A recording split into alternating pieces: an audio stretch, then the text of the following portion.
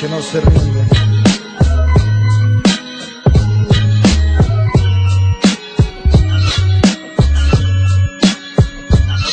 Siempre tuviste la razón hasta el último día en que te vi, cuando me hablabas de ese tren que ya venía por ti, de esos viajes tan profundos que tapas por el mundo y que yo con mi mundo no tendré un futuro y tenme aquí. Con tanto amor por este rap que nunca imaginé con esto ayudar a mamá. ¿Y dónde estás?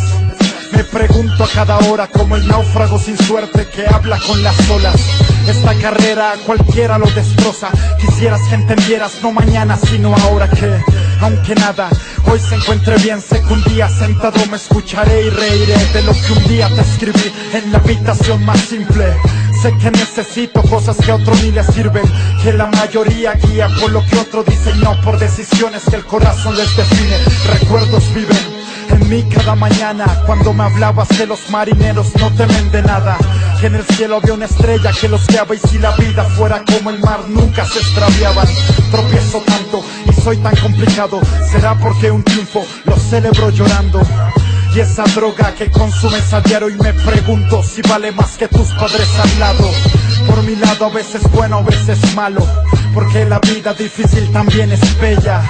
Y así hay un solo pan para cerrar la noche, duermo tan tranquilo de tener mi familia completa. Es mi promesa, nunca me rendiré, tampoco me iré, menos defraudaré. Y si veo que esto sucede y nada anda bien, no se preocupen por ustedes que algo me inventaré, que desde ayer y desde hoy no habrá una preocupación, que siempre almorzaremos junto a la paz interior. Y aunque este sistema cause presión al amor, recuerda que el sistema al amor no lo inventó. Agradecido estoy por mi familia y mi familia, los años que cuidaron de mi vida. Agradecido estoy por mi familia y mi familia. Lo que han hecho por mí nunca se olvida. Agradecido estoy por mi familia y mi familia. Por consolarme en batallas perdidas. Agradecido estoy por mi familia, por mi familia.